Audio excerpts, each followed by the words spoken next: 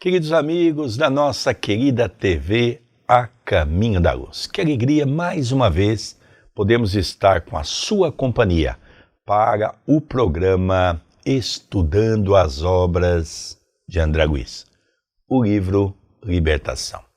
É um livro magnífico, onde todos nós começamos a entender de uma maneira brilhante esse contato com o mundo espiritual.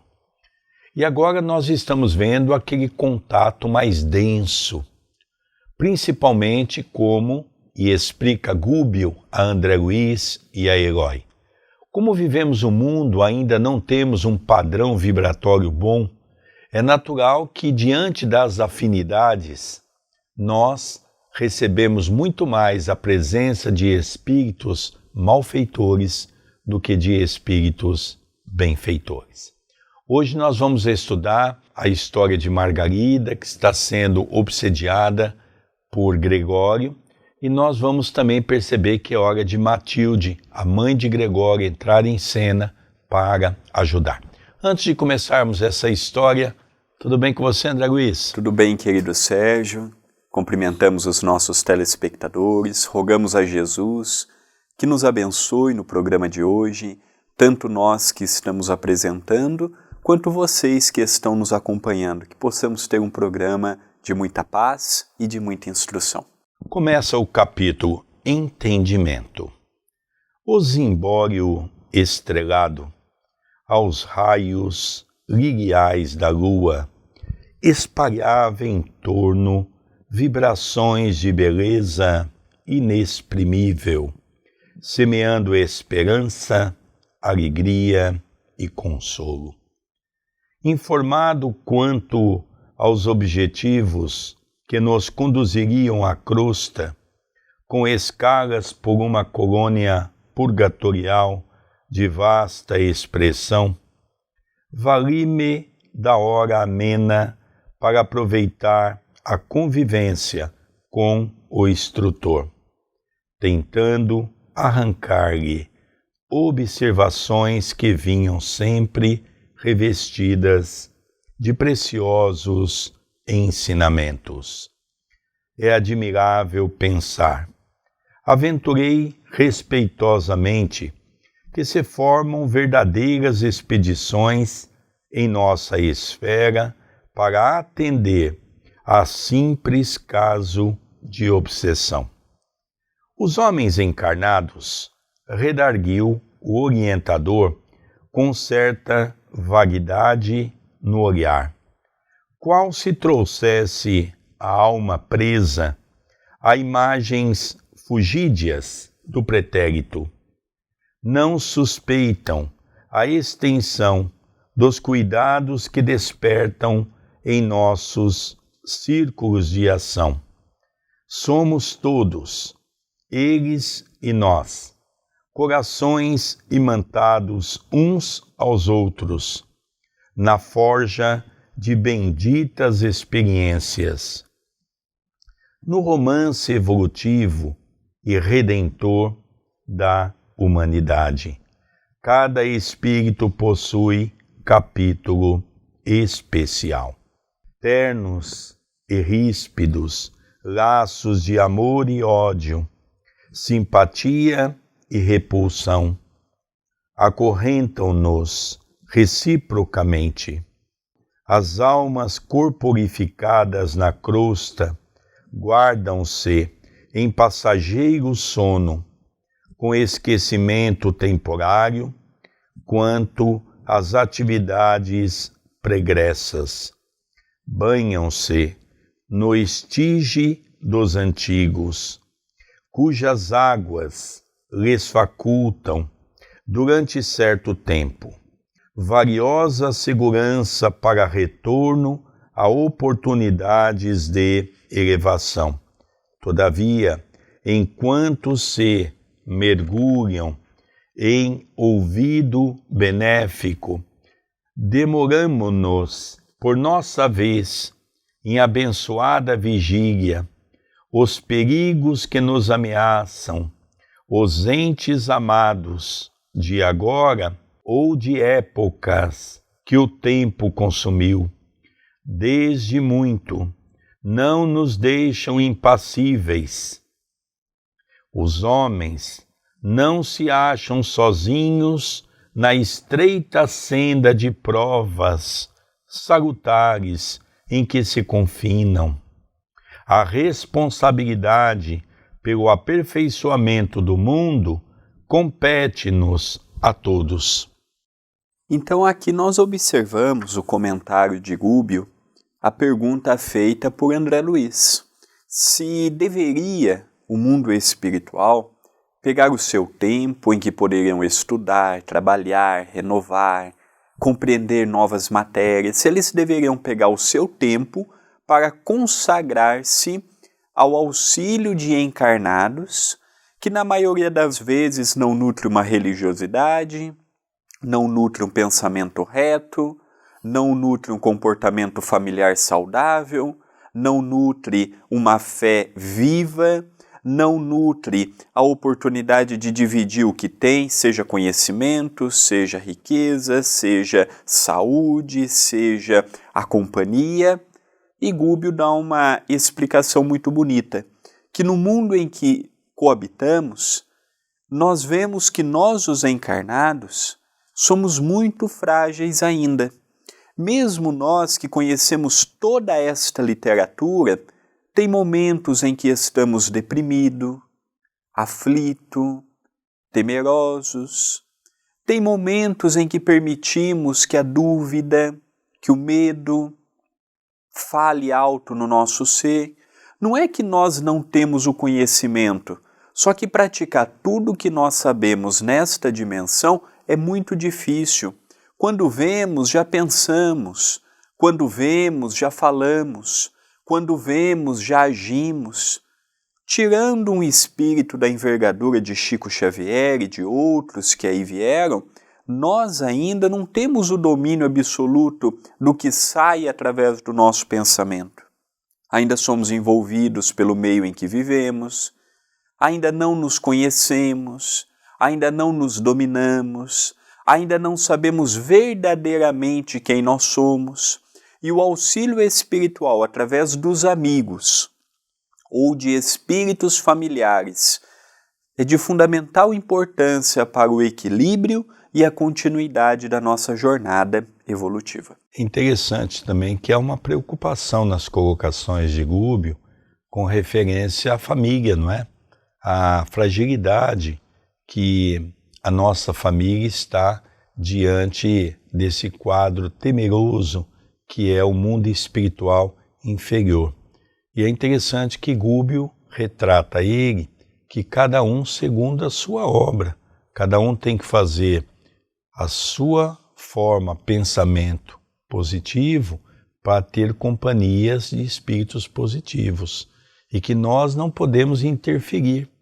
Nós podemos orar, pedir, mas isso não significa que será uma ação correta no sentido de que há de dar certo, porque também depende da própria pessoa. Dando continuidade, esclarecido com respeito à jovem senhora que nos cabia socorrer, aduzi reverente. A enferma, a cuja assistência fomos admitidos, está, por exemplo, em vosso passado espiritual. Sim, confirmou Gubbio, humilde, mas não fui designado para servir no caso de Margarida, a doente que nos compele a breve expedição do momento, apenas porque houvesse sido minha filha em eras recuadas. Em cada problema de socorro, é imprescindível considerar as várias partes em jogo. Em virtude do enigma de obsessão que nos propomos resolver, somos levados a buscar todas as personalidades que compõem o quadro de serviço. Perseguidores e perseguidos entrelaçam-se em cada processo de auxílio, em grande expressão numérica. Cada espírito é um elo importante em extensa região da corrente humana. Quanto mais crescemos em conhecimentos e aptidões, amor e autoridade, maior é o âmbito de nossas ligações na esfera geral.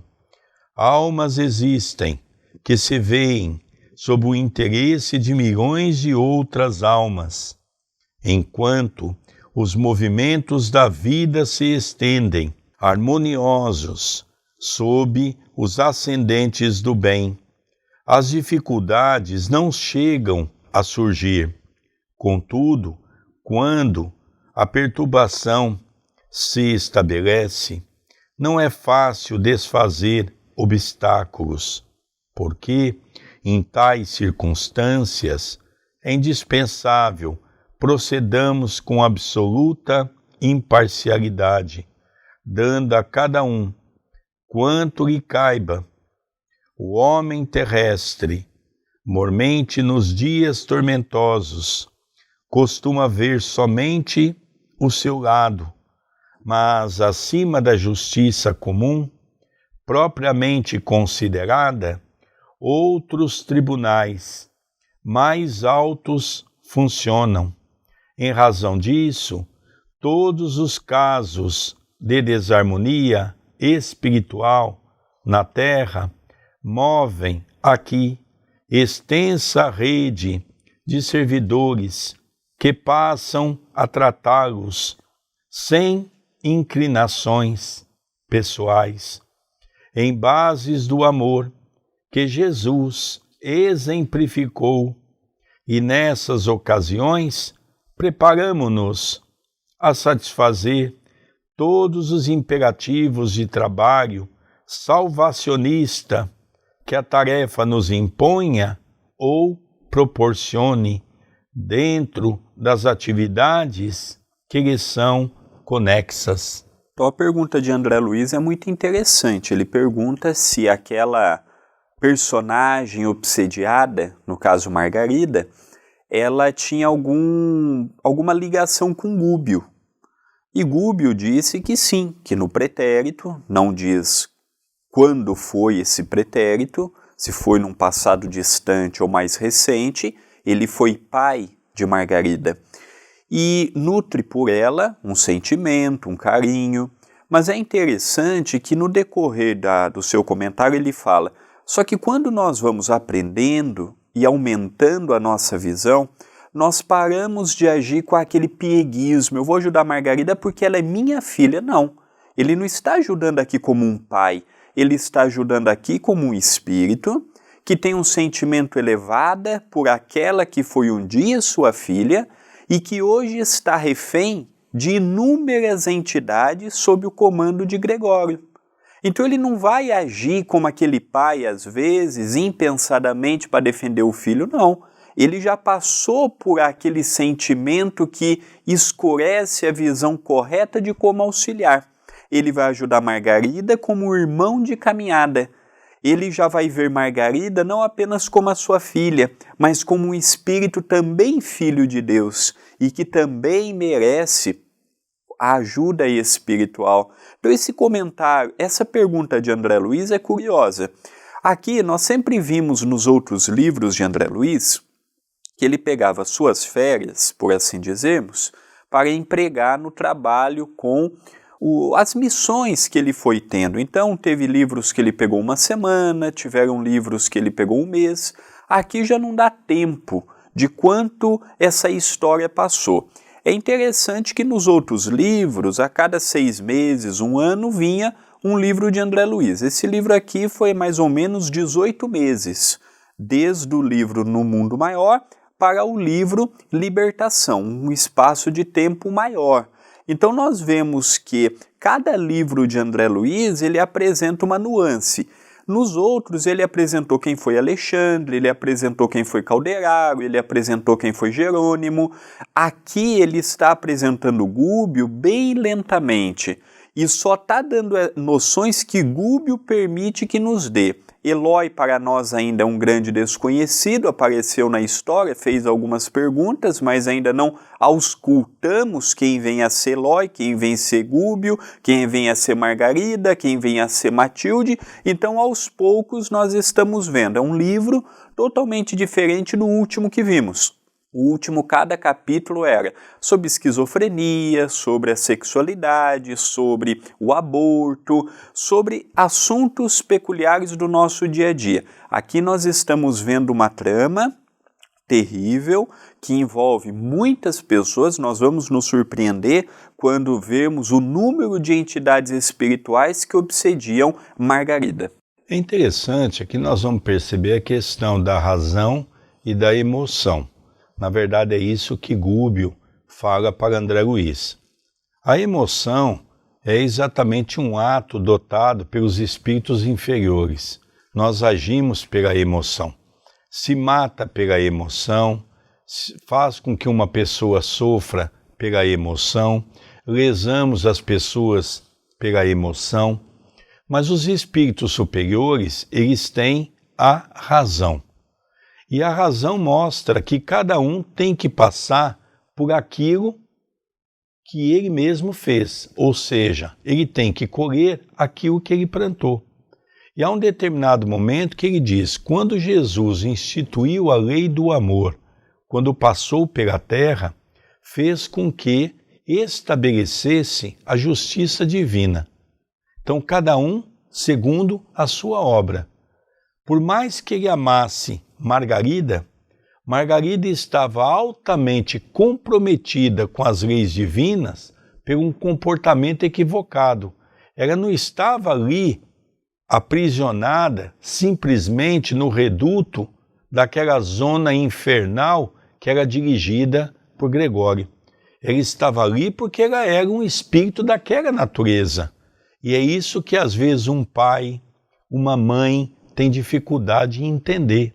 Não é? Nós não somos o pai daquela criatura, nós não somos a mãe daquela criatura, nós apenas concedemos biologicamente um corpo para aquele espírito que veio e que já reencarnou muitas vezes aqui na Terra e que está tendo oportunidades para poder fazer o bem ou fazer o mal, vai depender só dela. Isso que me chamou muita atenção. Vamos continuar a leitura.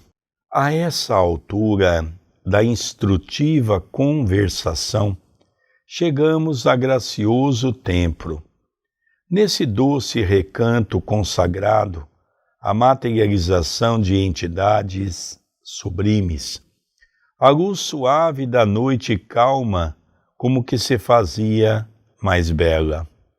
As vibrações constantes das preces aí emitidas por vários séculos, tinham criado em torno da edificação prodigioso clima de encantamento. Melodia celeste derramava-se a surdina e as flores delicadas do átrio pareciam corresponder aos sons cristalinos, variando no brilho e na cor, quase que imperceptivelmente. Eu trazia o coração opresso, como se a felicidade das últimas horas, em que ouvira tão confortadoras e tão graves reflexões atinentes à extensão do mundo e da vida, me aproximasse à insignificância pessoal da grandeza divina, e lágrimas tranquilas inundaram-me o rosto. O instrutor tomou-nos à frente e juntos penetramos o jardim que circundava o aprazível santuário. Alguns irmãos adiantaram-se acolhedores. Um deles, o instrutor Gama, que se encarregava dos serviços da casa, abraçou-nos e disse com bondade: chegam no momento preciso. Os doadores de fluidos sublimados encontram-se apostos e a outra comissão já veio. Então aqui eles foram novamente para um templo. Mas por que novamente, André? Sendo que é a primeira vez que ele fala neste livro que eles foram a um templo consagrado à oração, à instrução e à materialização de entidades superiores. As pessoas que se recordarem, no livro Missionários da Luz, em um dos primeiros capítulos, nós vemos o personagem de Asclépios, em que eles foram também para um desses campos que existem no mundo espiritual, consagrados à sublimissão, e quando eles chegam neste templo, existe todo um preparo, em que há músicas, pensamentos elevados, para que um espírito de alta envergadura possa se materializar, dando uma comunicação. Naquele caso, do livro Missionários da Luz, é como se fosse uma televisão em que eles foram convidados a dar vida àquele quadro. Então um foi pensando num bosque, o outro numa floresta, o outro nos animais e assim sucessivamente, para que a entidade pudesse materializar. E lá nós vimos que Asclépios, por exemplo, ele reencarna de 500 em 500 anos ou de 800 em 800 anos. Espírito de uma grandeza elevadíssima. Aqui eles estão na mesma situação. Chegaram, agora nós já vemos um outro instrutor que trabalha diretamente neste departamento, que é Gama. E ele cumprimenta André Luiz, ele cumprimenta Eloy, ele cumprimenta Gúbio, o representante daquela expedição, para que juntos pudessem se adentrar naquele santuário. Era um santuário católico, era um santuário espírita, era um santuário protestante? Não. No mundo espiritual, os rótulos religiosos perdem a sua importância conforme nós temos aqui. Lá são cristãos, com uma finalidade de auxiliar, de amparar, de receber orientações, de receberem auxílio. Então nós imaginamos que no mundo espiritual, quando o espírito de alta envergadura, ele, por exemplo, se comunica com os demais espíritos pela psicofonia, não existe médiuns de psicofonia naquela região que suportariam um espírito da sexta dimensão, por exemplo. Não existe uma psicografia que conseguisse exprimir um médium psicógrafo naquele ambiente uma mensagem tão nítida quanto necessário. Por isso da necessidade da materialização, por isso da necessidade do espírito se mostrar. No outro livro, apenas uma parte do corpo de Asclépios. E agora nós vamos ver, no segundo momento, André Luiz novamente falando desta técnica utilizada no mundo espiritual. É interessante também, André, no final, ele comenta o seguinte, Gama cumprimentou, estava esperando eles à porta, dizendo, olha, entrem, os doadores de fluidos já estão preparados, e uma outra coisa, e a outra comissão já chegou. Então, ou seja, serão duas comissões de trabalho que estarão recebendo as mesmas orientações naquele momento. Isso é muito interessante, são detalhes que às vezes passa desapercebido. Continua a leitura. Entramos sem detença. Soube de imediato que outro grupo, constituído, aliás, por duas irmãs, ali se achava com o objetivo de receber instruções de serviço para esferas mais baixas. Cariciosa claridade azul brilhante banhava o largo recinto, adornado de flores níveas, semelhantes aos lírios que conhecemos na terra. Não houve tempo para conversações prévias. Em seguida, as saudações ligeiras e cordiais, foi composto o conjunto de oração. Os doadores de energia radiante, médiuns de materialização em nosso plano, se alinhavam, não longe, em número de 20. Aqui então agora, nós já vamos perceber que quando eles entraram, chamou a atenção de André Luiz, porque o ambiente estava com uma beleza muito grande.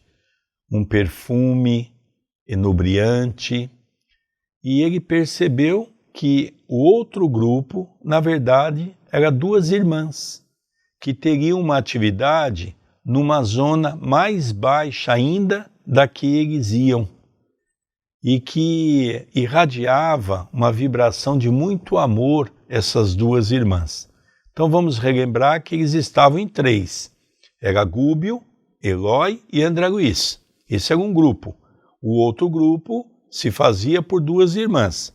Mas ele começa a perceber que no recinto tem mais de 20 pessoas, ou aproximadamente 20 pessoas, né?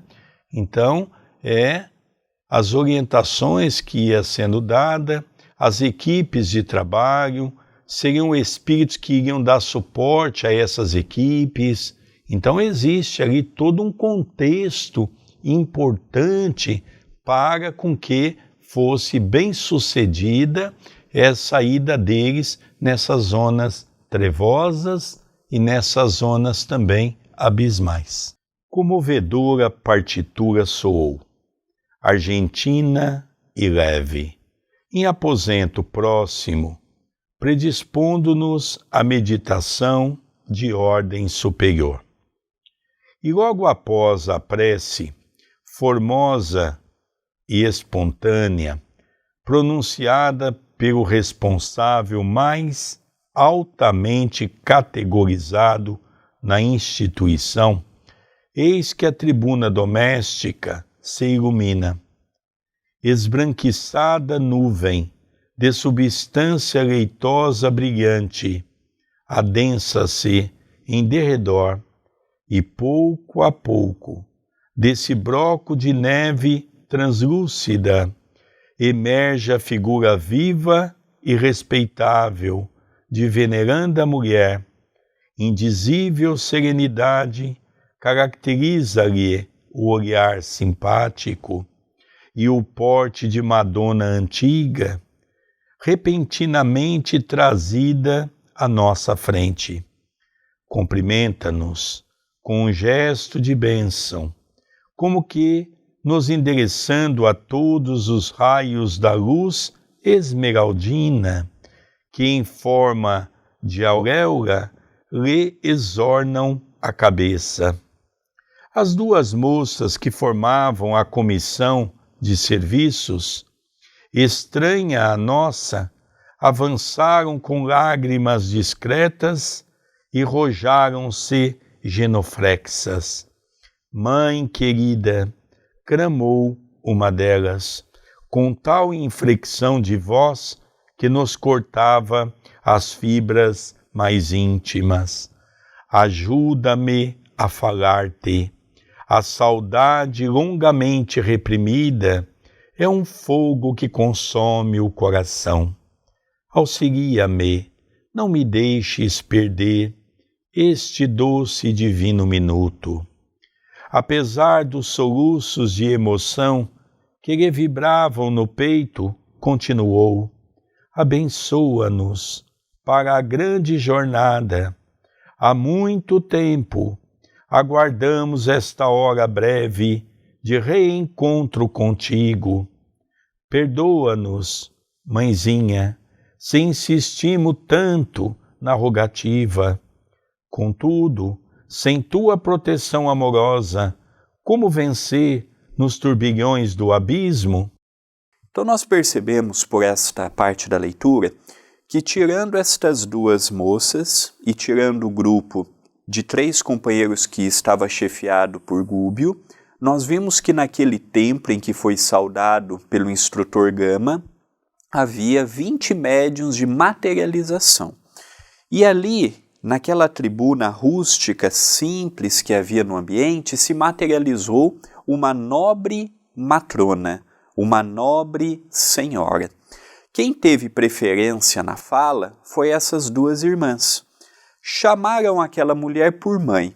Vamos ver no decorrer da história se foi um chamado carinhoso ou se verdadeiramente, num pretérito, haviam tido a ligação de mãe e filha ou mãe e filhas. Veremos isto no decorrer do capítulo. a emoção é muito grande. Por quê? Porque esta senhora se encontra numa região espiritual de grande elevação.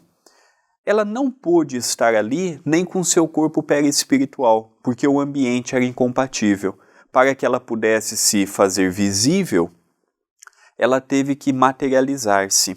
E aí nós vimos que a comoção foi muito grande. Aquela mesma comoção que nós sentimos quando um familiar, uma pessoa que nós gostamos muito, viaja e fica semanas, meses fora.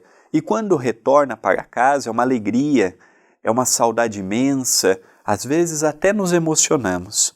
É mais ou menos a sensação que estas duas irmãs sentiram quando viram esta mulher de aspecto lirial, de aspecto elevadíssimo, de aspecto suave, e o ambiente ele era todo preparado para a mensagem. Uma música harmoniosa, todos eles foram convidados a elevar o pensamento, a deixar as preocupações de lado, a ouvir aquela música, a entrar na suavidade daquele ambiente, e quando ela se fez visível, foi uma emoção muito grande para essas duas jovens que não conseguiram expor tudo o que desejavam. E ao longo da narrativa nós vamos ver qual o motivo que aquelas duas estavam diante daquela mulher de grande elevação espiritual.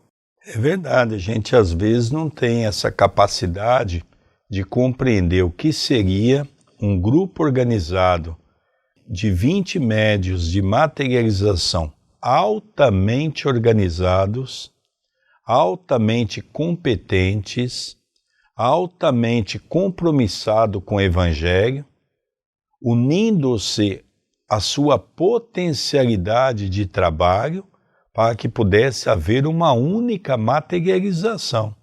Isso nos chamou muito a atenção, porque não era 1, 2, 3 médios de materialização, eram 20.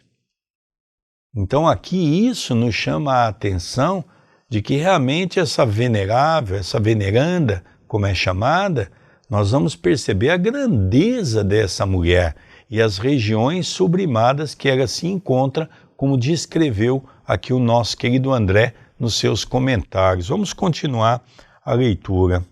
Desejando talvez justificar-se ante os olhos maternos, acrescentava em pranto: de conformidade com as tuas amadas recomendações, além de nossas tarefas habituais na zona de serviço em que a tua bondade nos situou, temos velado pelo paizinho, mergulhado nas sombras. Todavia, há 6 anos, buscamo-lo embalde. Escapa-nos a influência renovadora e se compraz na companhia de entidades que, por onde passam, vampirizam as criaturas. Não nos recebe a atuação carinhosa, senão em forma de pensamentos vagos, de que se desvencilha facilmente, e se multiplicamos providências salvacionistas, procede como louco, gesticula a esmo, colérico e irritado, grita blasfêmias e solicita o concurso de seres viciados, a cujas radiações escuras se entrelaça, repelindo-nos as sugestões e a presença. Prefere o contato de entidades ignorantes e infelizes, detestando-nos a ternura. Aqui ela nos fala que quando estamos encarnados ou quando estamos desencarnados sem o conhecimento que desencarnamos ou com uma vaga ideia do que aconteceu, é muito natural que fiquemos presos ainda às reminiscências daquilo que fizemos, daquilo que falamos, do modo que agimos. E os espíritos, para tentarem nos ajudar, poucas vezes damos ouvidos. Estou falando de modo geral, não estou falando específico. Por que poucas vezes damos ouvidos? Quando estamos Numa situação amedrontados, geralmente permitimos que a emoção dite o ritmo de nossas ações. E ali eu posso piorar uma situação que por si só já está complicada. Os espíritos, quando tentam nos ajudar e nos vê totalmente desequilibrados, o auxílio deles também é muito difícil. Os espíritos bons não têm o poder de fazer tudo. Se eu não fizer a minha parte, acerenar o coração, acalmar os ânimos, procurar recompor, procurar isto, procurar aquilo outro, ver intimamente o que me acalma, os espíritos eles não conseguirão chegar próximos de nós. Nós estamos vendo que nós somos formados também por uma energia que percorre o nosso ser. Se essa energia é muito densa, é muito animalizada, aqueles espíritos que me amam e querem o meu bem têm dificuldades de chegar à minha pessoa. Como se eu sou aquela pessoa laboriosa, aquela pessoa solícita, aquela pessoa humilde, aquela pessoa que trabalha no bem, aquela pessoa que vigia e que ora, também os espíritos inferiores têm dificuldades de chegar a esta pessoa. Não é que não chegam, mas a dificuldade é maior. E é isto que nós vimos nesta parte da leitura que orienta, que é um convite para nós. Às vezes a gente pede até ajuda para as nossas dificuldades. E imaginamos assim, os espíritos não me ouvem, os espíritos não me ajudam. Eu vou no centro espírita, eu tomo passe, eu faço isso, eu faço aquilo, e olha a minha vida como está. E aqui nós temos um pouquinho da resposta para compreendermos isto. Se eu não mudar minha intimidade do pensamento e das ações, não há centro espírita cabível de fazer a parte que me compete. Então aqui, André, vamos recapitular um pouco, porque já estamos nos adentrando na história que nós vamos conhecer daqui para frente.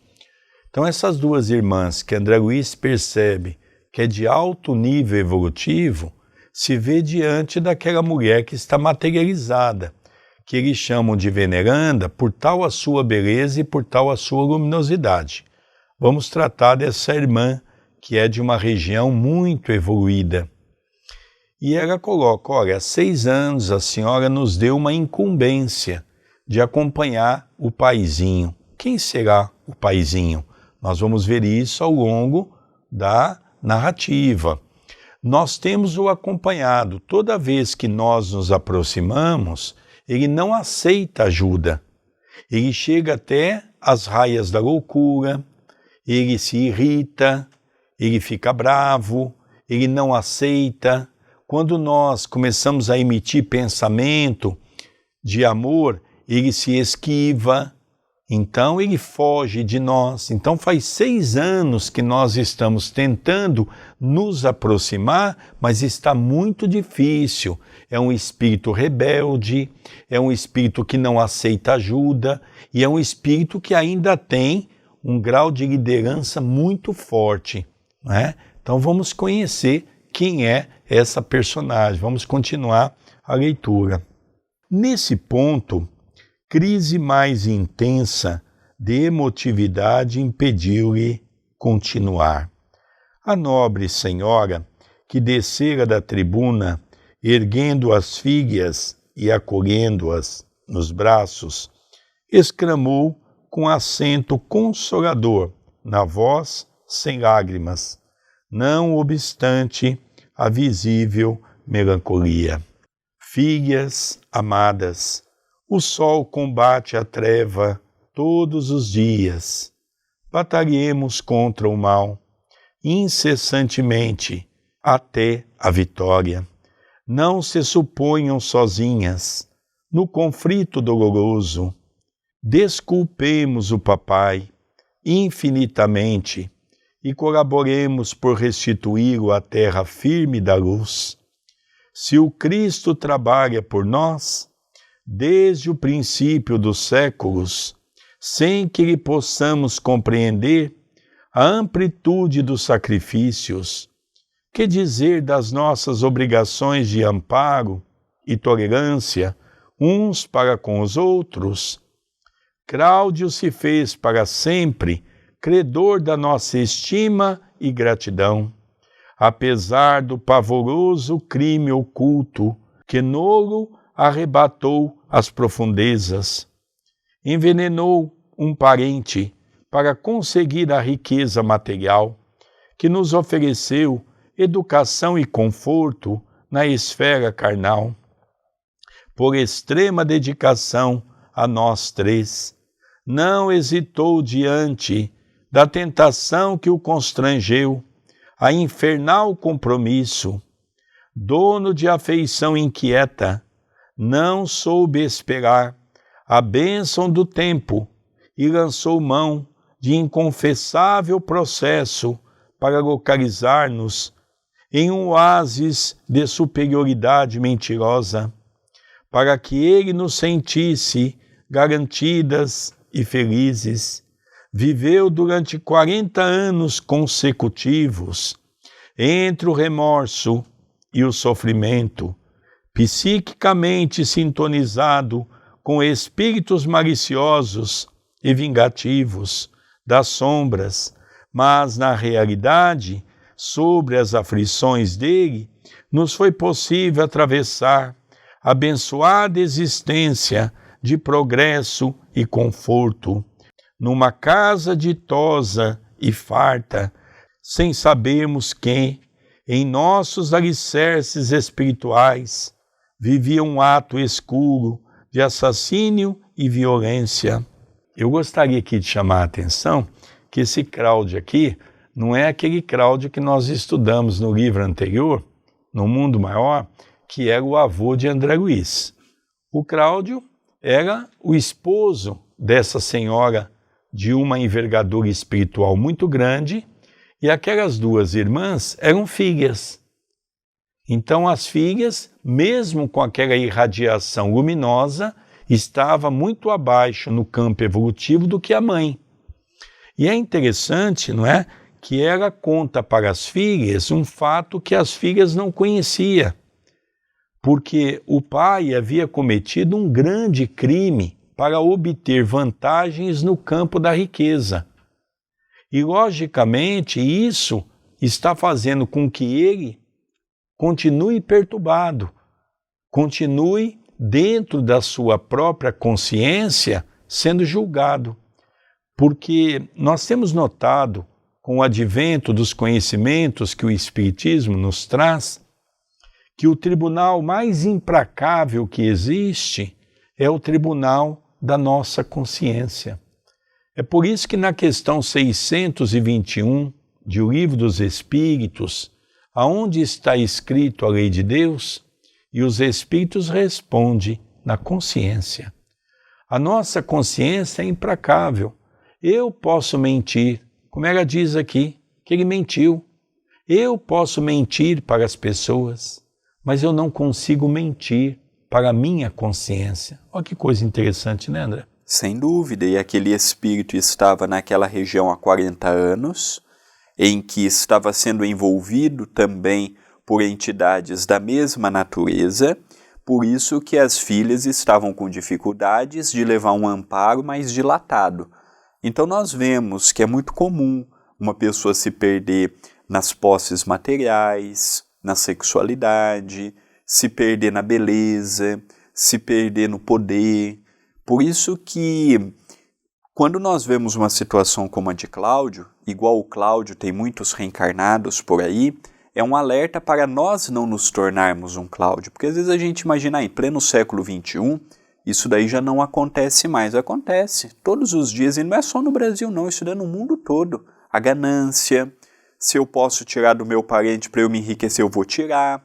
É um pensamento da criatura humana. Independente se eu estou no Brasil, se eu estou num país da Europa, se eu estou na Ásia, isso nós vemos no mundo todo. Vemos ainda a dureza do coração e nós estamos vendo a repercussão. Com Cláudio, a gente não tem que ter raiva pelo que ele cometeu, nós temos que ter compaixão, porque é muito dolorido você ficar 40 anos semi-inconsciente, sem saber da realidade total do que acontece, sem os familiares poder ajudar de modo direto naquele sofrimento. É muito difícil. Quando nós vemos, por exemplo, um político falhando, desviando, roubando, levando para a sua conta espiritual mortes pelo desvio disto ou daquilo, é muito triste tudo isso que nós acompanhamos.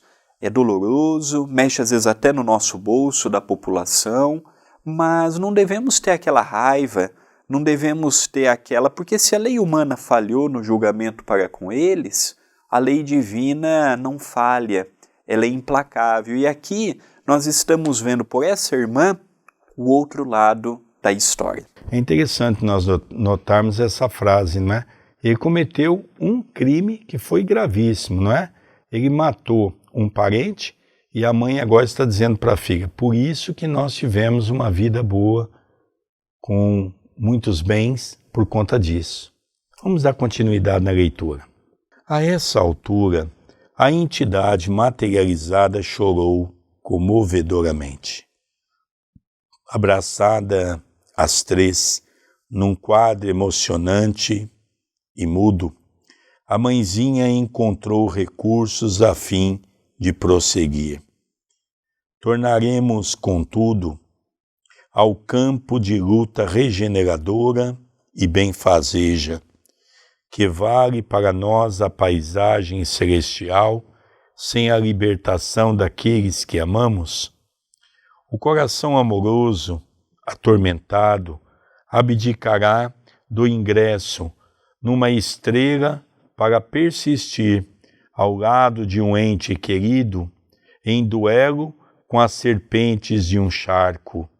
Poderíamos gozar, porventura, o espetáculo augusto das esferas resplandecentes, ouvindo-lhes a harmonia indefinível.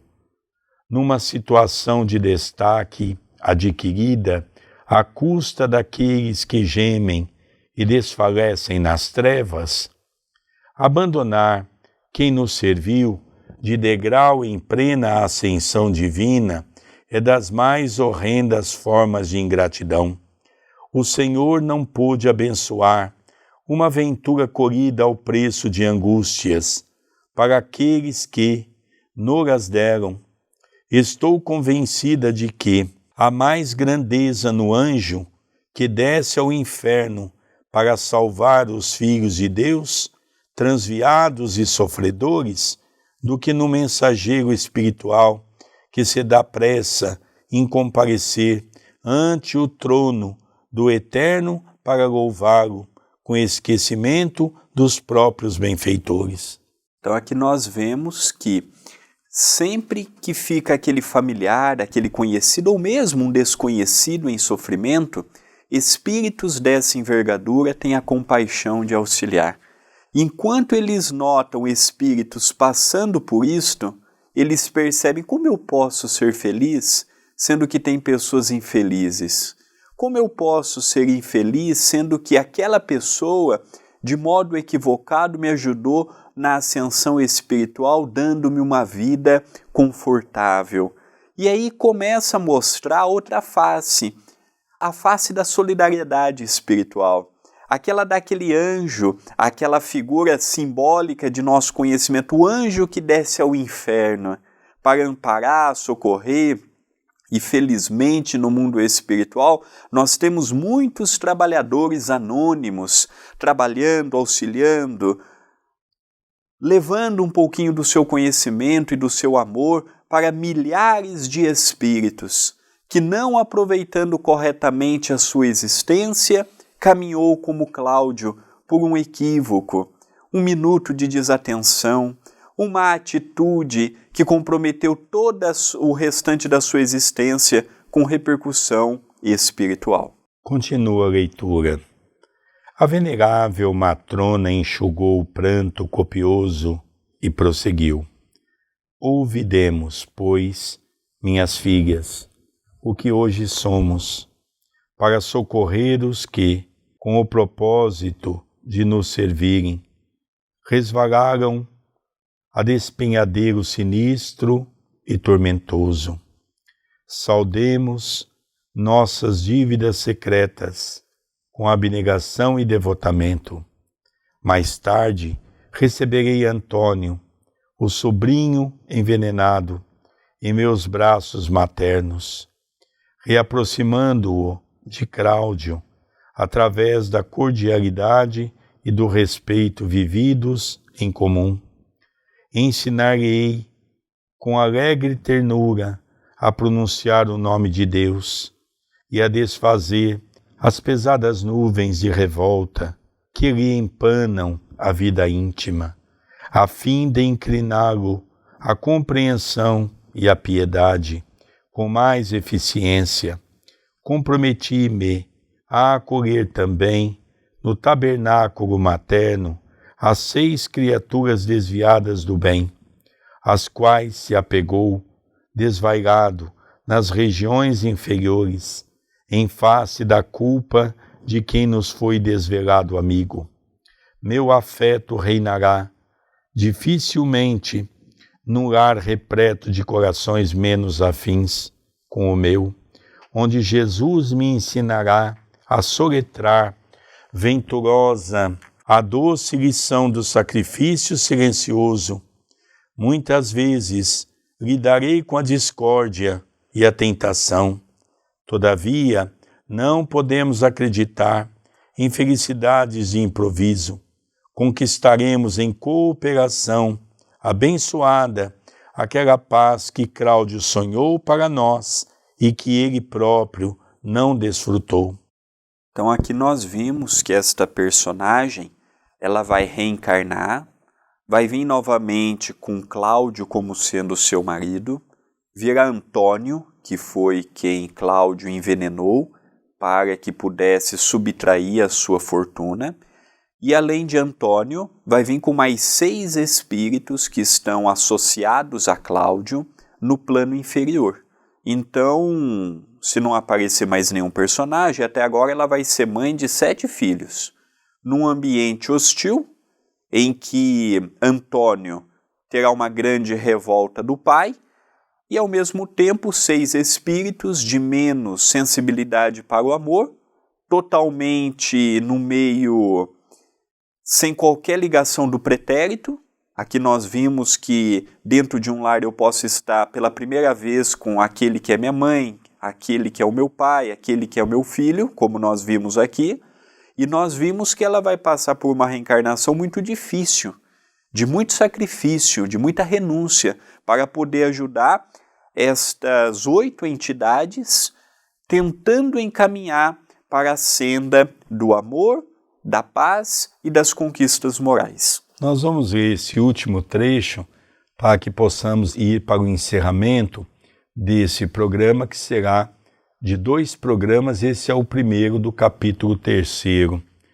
Para que eu parta, porém, no rumo da reencarnação, é necessário que o papai renasça primeiro. Sem esse marco inicial, não posso atacar o nosso processo redentor em nova fase. Ajudemo-nos, assim, reciprocamente, enquanto procuro transformar Antônio, reajustando-lhe as fibras afetivas. Inclinem ambas o espírito paterno, a esperança e a meditação reconstrutivas. Aqui já prevê aquela família que terá muitas dificuldades. Cláudio será o primeiro. Por quê? Porque Cláudio é o mais recalcitrante ainda no mal. Ele não aceita o crime que ele cometeu. Então Cláudio vai ser coroado de muito amor. Então essa irmã diz: eu vou ensinar o que é Deus, eu vou encaminhá-lo para uma religião, para que ele possa começar a entender os princípios da moral, e eu vou tentar fazer com que o seu coração encontre um pouco de paz. E gradativamente nós vamos recebendo os outros irmãos de Cláudio, que serão irmãos, mas que são espíritos da mesma espécie, alguns deles. Entre os que vão nascer naquela família, um deles foi o que foi envenenado, o sobrinho, que virá para receber do próprio Cláudio, não é, toda a atenção. Então nós percebemos a importância do véu do esquecimento. Lógico, vamos nos atentar que apesar de parecer uma reencarnação, e aqui uma mistura de reencarnação programada e reencarnação compulsória, não é? Programado para essa mulher que já está totalmente consciente de tudo aquilo que há de ocorrer, e será uma reencarnação compulsória para todos esses espíritos que virão na condição de filhos. Então muitos podem perguntar, só o amor dessa mulher, pela condição espiritual que nós estamos vendo que ela possui, irá ter êxito? Não, isso ninguém pode afirmar. Nem Deus não pode afirmar isso, porque depende única e exclusivamente de cada um. Ela vai fazer a parte dela.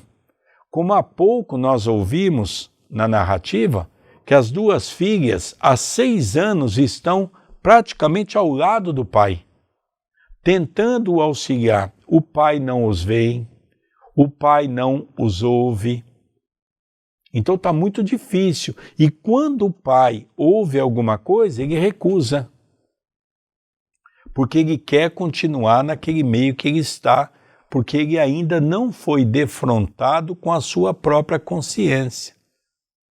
É como aquele caso que nós vimos no livro No Mundo Maior, que foi o livro anterior, onde lá nós vemos o caso de Cláudio também. Só que esse era o avô de André Luiz. Até então ele não havia sido envolvido na sua consciência. Ele achava até que estava diante do corpo físico. Estava ali há muitos e muitos anos. É a mesma coisa que acontece com esse Cláudio. Ele ainda não caiu em si o crime que ele cometeu, e ele ainda não se arrependeu. E é por isso que está muito difícil ajudar esse irmão.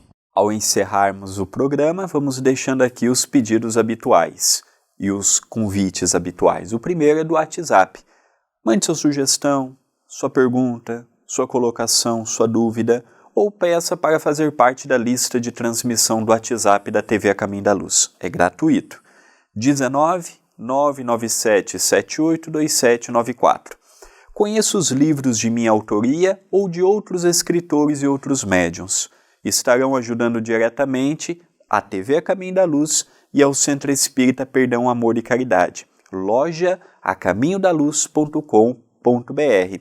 E aqui no YouTube, o seu like, o seu comentário no próprio vídeo, ele é muito importante. Já se inscreveu no canal? Ainda não? Se inscreva, habilite as notificações e o mais importante de tudo, divulgue.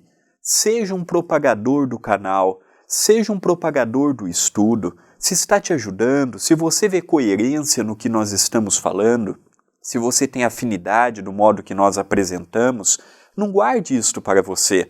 Mande num grupo do WhatsApp de pessoas espíritas, divulgue em conversas pelo Messenger, coloque nas suas redes sociais, divulgue a TV A Caminho da Luz, estude os outros estudos conosco. Somente desta forma atingiremos mais corações. Contamos com a sua ajuda. Queridos amigos, nós vamos então para o encerramento do programa Estudando as Obras de André Luiz, o livro Libertação.